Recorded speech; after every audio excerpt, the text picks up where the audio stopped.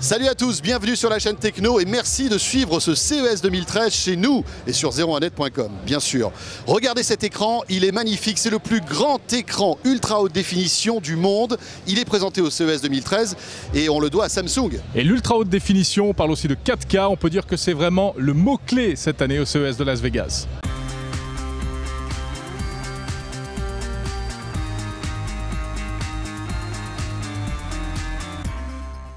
HP Envy X2 Tactile conçu pour Windows 8, le PC portable qui se transforme en tablette par HP.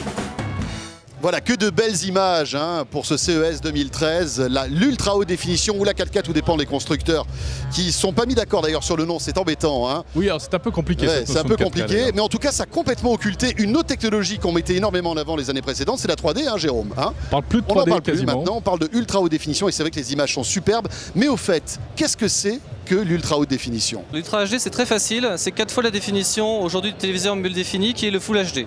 Donc on a une image qui est extrêmement définie et ça va être adéquat pour les grandes diagonales ou pour le consommateur qui va vouloir regarder un grand écran plus près qu'il ne le fait aujourd'hui. La question, à quoi ça sert la 4K? Pourquoi les constructeurs misent autant sur la 4K lors de ce CES 2013? On a énormément avancé en technologie. Jusqu'à l'année dernière, globalement, la découpe des dalles allait jusqu'à 55 pouces. Maintenant, on passe sur du 60, 65, 72 et 84. Là, c'est le 84. Là, c'est un 84, exactement.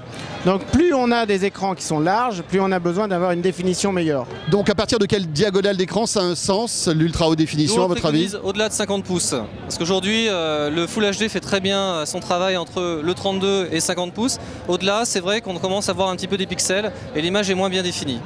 Est-ce que ça va révolutionner la télé, à votre avis, l'Ultra HD, ou est-ce que c'est une innovation qui finalement ne va s'intéresser qu'à un petit segment du marché de la télé? En fait, tout va dépendre de l'évolution future. Si le consommateur continue à acheter des grandes tailles, ça va révolutionner, il y aura un vrai besoin d'avoir plus de définition. Aujourd'hui, la nouvelle technologie vient d'arriver, il n'y a pas encore beaucoup de contenu, même s'il y a de la possibilité d'améliorer le contenu, de le faire passer avec une puce de Full HD au 4K, ça reste légèrement limité en termes de contenu et on sait que c'est le contenu qui va intéresser le consommateur et qui va faire que l'innovation va être achetée. Qu'est-ce que vous diriez à tous ceux qui nous écoutent pour qu'ils craquent dans les mois qui viennent? Bon, je parle plus d'années à venir, je pense que de mois à venir. C'est pas une technologie, on va dire, immédiate, c'est quelque chose qui va mettre du temps à s'installer? Ouais, c'est quelque chose qui va falloir qu'il y ait du contenu, va falloir qu'il y ait de la diffusion, mais c'est des choses sur lesquelles nos partenaires distributeurs de contenu travaillent d'ores et déjà. C'est des choses où ça ira beaucoup plus vite que sur la 3D en termes de disponibilité du contenu. Vous avez ici 3 modèles qu'on va commercialiser cette année. Un modèle en 58 pouces, un modèle en 65 pouces et un modèle en 84 pouces, donc en Ultra HD. Ces téléviseurs seront disponibles dans le commerce cette année? Alors le 84 est déjà sorti, il y a maintenant 2 mois. Quant aux tailles un peu plus accessibles en 55 et 65, ce sera plutôt pour le deuxième semestre de cette année. Mais est-ce que ça vaut le coup de prendre par exemple un 55 pouces en 4K parce qu'il va coûter quand même plus cher qu'un 55 pouces en Ouais, il y a HD. vraiment une réelle différence. Ouais, il y a une réelle différence au niveau du piqué d'image. Donc je dirais qu'à partir de 55 pouces, ça fait du sens. Ça coûte combien? C'est quoi les prix là pour ces 3 appareils? Le 84 est sorti à 15 000 €. Donc on peut penser que les 55 pouces seront en dessous de 10 000 € à la sortie au deuxième semestre. Alors le 110 aujourd'hui n'a pas de prix, c'est un produit assez unique, donc j'ai pas d'idée aujourd'hui. Le 85 pouces par contre lui a un prix puisqu'on va le trouver aux alentours de 30 000 €, donc c'est un produit très cher.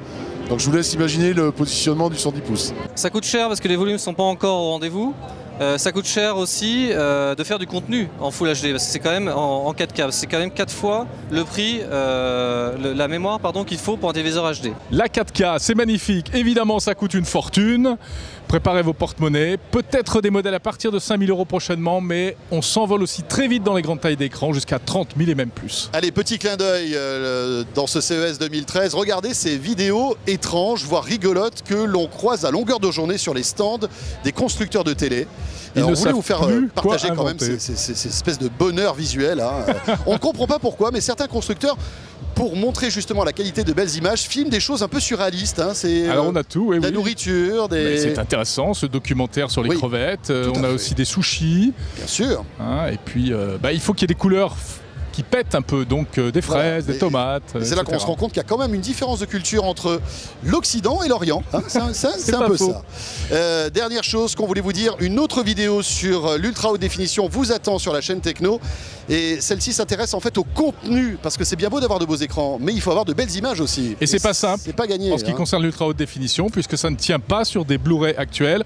Il faut carrément des ordinateurs ou même d'autres solutions qui sont à l'étude. On en parle dans un autre reportage. Merci de nous suivre sur la chaîne Techno ou sur 01net. À très vite. Salut à tous.